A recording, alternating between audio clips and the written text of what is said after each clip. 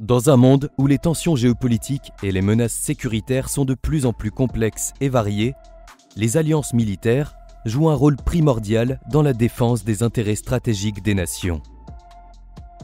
Mais quelles sont ces alliances? Et quelle est leur puissance?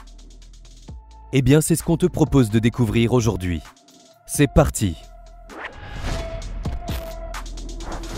L'OTAN est sans doute l'alliance militaire la plus influente et la plus puissante du monde.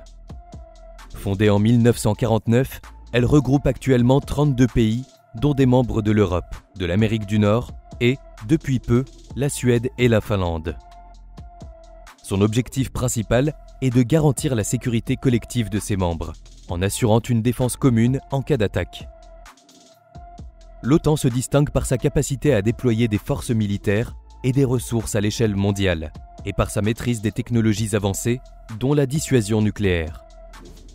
De plus, elle joue un rôle stratégique en matière de cybersécurité, de lutte contre le terrorisme et de gestion des crises à travers le monde. À travers son bras militaire intégré, le commandement militaire de l'OTAN, elle coordonne de vastes opérations et exercices communs, renforçant ainsi la cohésion et la réactivité des forces armées de ses membres. L'OTAN représente une force d'équilibre géopolitique, particulièrement face à des puissances comme la Russie et la Chine, et son rôle central dans le maintien de la paix et de la stabilité en Europe et au-delà ne cesse de croître. L'Alliance est également un vecteur d'influence diplomatique majeur, capable de soutenir des sanctions économiques, des embargos et des missions de maintien de la paix. On peut ensuite parler de l'Organisation du Traité de sécurité collective, alias OTSC, fondée en 2002. C'est une organisation régionale de sécurité qui regroupe plusieurs anciens États soviétiques, dont la Russie, la Biélorussie, l'Arménie, le Kazakhstan, le Kirghizstan et le Tadjikistan. L'OTSC agit en tant que contrepoids à l'OTAN dans la région eurasienne. À travers cette alliance, la Russie renforce sa position dominante en Asie centrale et dans le Caucase. L'OTSC offre un cadre de coopération militaire pour ses membres, leur permettant de mener des exercices conjoints et d'intervenir ensemble en cas de menace. L'Alliance est intervenue plusieurs fois pour stabiliser la situation dans des pays comme le Kazakhstan, où elle a envoyé des troupes pour mettre fin à des manifestations violentes en 2022. Cette intervention a démontré l'efficacité de l'OTSC, non seulement comme une force de maintien de la paix, mais aussi comme un outil pour protéger l'influence russe dans son espace d'influence historique. L'OTSC est également un cadre pour renforcer les capacités de défense des pays membres, tout en se positionnant comme une alternative à l'OTAN en matière de défense collective. En conséquence, elle représente un élément clé de la stratégie de la Russie pour contrer l'expansion de l'OTAN et renforcer la sécurité de ses voisins. Bien qu'il n'existe pas d'alliance formelle, la coopération militaire entre la Chine et la Russie a pris une ampleur significative ces dernières années, faisant de ce partenariat un acteur majeur dans la géopolitique mondiale. Cette alliance, renforcée depuis les années 2010, repose sur une volonté commune de contrer l'influence occidentale et de se doter d'une force militaire capable d'opérer en dehors de l'influence des États-Unis.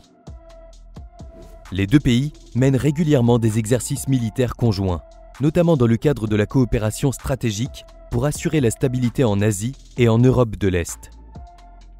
La Chine et la Russie partagent également des technologies avancées en matière de défense, notamment dans les domaines des systèmes de missiles, de la cyberdéfense et des armes hypersoniques. Ensemble, ces deux puissances ont créé une alternative géopolitique au bloc occidental, notamment dans la région Indo-Pacifique, où elles exercent une pression croissante sur les États-Unis et leurs alliés. En dépit de leurs divergences sur certains points, leur alliance est une réponse directe à la montée en puissance de l'OTAN et de l'AUKUS dans l'Indo-Pacifique. D'ailleurs, l'AUKUS, formée en 2021, est une alliance trilatérale qui regroupe les États-Unis, le Royaume-Uni et l'Australie. Sa création répond à une volonté commune de contrer l'influence grandissante de la Chine dans l'Indo-Pacifique. Ce partenariat se distingue par sa composante militaire et technologique notamment à travers l'accord sur la fourniture de sous-marins nucléaires à l'Australie. L'AUKUS permet de renforcer les capacités de défense des 3 pays dans cette région stratégique où la compétition pour le contrôle des voies maritimes et l'influence sur les ressources naturelles est intense. Ses membres ont également intensifié leur coopération dans des domaines technologiques tels que l'intelligence artificielle, la cyberdéfense et la surveillance spatiale. L'Alliance représente une alternative claire à la montée en puissance de la Chine dans le Pacifique, et son objectif est de préserver la stabilité et la sécurité dans cette zone géographique cruciale. En renforçant leur coopération, l'AUKUS entend se positionner comme un acteur central pour la défense collective et les stratégies de dissuasion en Asie-Pacifique. On peut aussi parler de la Communauté économique des États de l'Afrique de l'Ouest, alias CEDEAO. Fondée en 1975, qui regroupe 15 pays d'Afrique de l'Ouest et, bien qu'elle soit avant tout une organisation économique, elle dispose également d'une composante militaire stratégique. Cette dernière, connue sous le nom de Force en attente, alias FAC, a été créée pour répondre aux crises régionales, notamment lors de conflits internes, de coups d'État ou de menaces transnationales. Elle est particulièrement active dans des pays comme le Libéria, la Sierra Leone et la Guinée-Bissau, où elle a joué un rôle clé dans la gestion des conflits. L'organisation a également mené des missions de maintien de la paix au Mali, où des groupes djihadistes menacent la stabilité de l'État. À travers la FAC, la CEDEAO montre sa capacité à déployer rapidement des forces en cas de crise et sa volonté d'intégrer la sécurité régionale dans le développement économique et social. Bien que son influence reste limitée comparée à celle d'autres alliances internationales, elle est essentielle pour maintenir la stabilité dans une région fragile, confrontée à des défis multiples, dont le terrorisme et les crises politiques. Vient ensuite le Conseil de coopération du Golfe, alias CCG, créé en 1981, qui regroupe 6 pays du Golfe Persique, l'Arabie Saoudite, les Émirats Arabes Unis, le Qatar, le Bahreïn, le Koweït et Oman.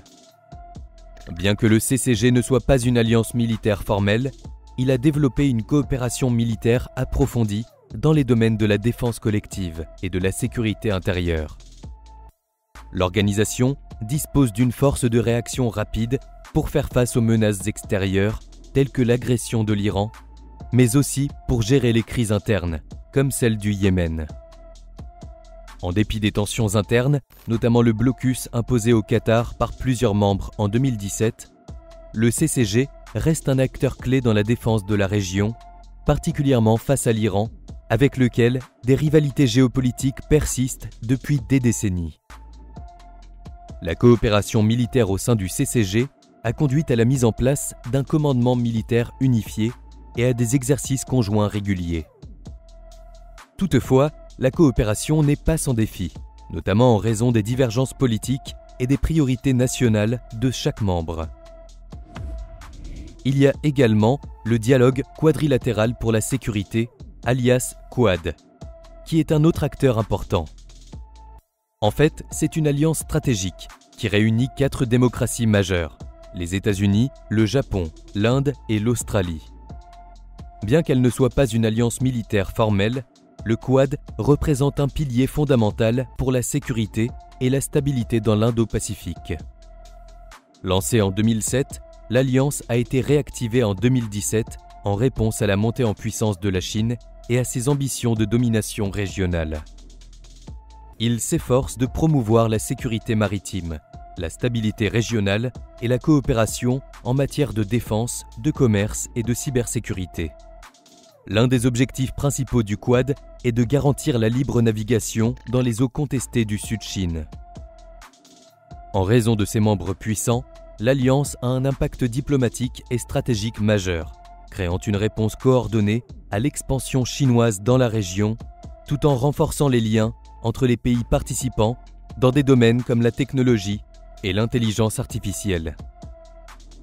Enfin, on peut parler de l'alliance Turquie-Azerbaïdjan, renforcée par la déclaration de Choucha de 2021, qui a transformé la coopération entre ces deux pays en un partenariat stratégique solide, notamment dans les domaines de la défense et de la sécurité. La Turquie, en tant que puissance militaire régionale, a soutenu l'Azerbaïdjan dans le conflit du Haut-Karabakh en 2020, notamment par l'envoi de drones de combat de type Bayraktar TB2. Cette alliance permet à l'Azerbaïdjan de bénéficier de l'expertise militaire turque et de moderniser ses forces armées. De plus, la Turquie renforce son influence dans la région du Caucase, tout en consolidant ses relations avec d'autres pays de l'espace post-soviétique. La déclaration de Choucha incarne un pas important vers une coopération renforcée en matière de sécurité, avec la possibilité de mener des exercices militaires conjoints et d'intensifier les échanges en matière d'armement et de technologie militaire. Il est donc clair que les alliances militaires sont des leviers puissants qui façonnent les relations internationales. Qu'il s'agisse de l'OTAN, de l'OTSC ou de coalitions comme le Quad, chacune de ces alliances possède un rôle clé à jouer face aux défis actuels. Ainsi, les alliances militaires ne sont pas seulement un reflet de la puissance militaire, mais aussi un indicateur des priorités géopolitiques et stratégiques des nations.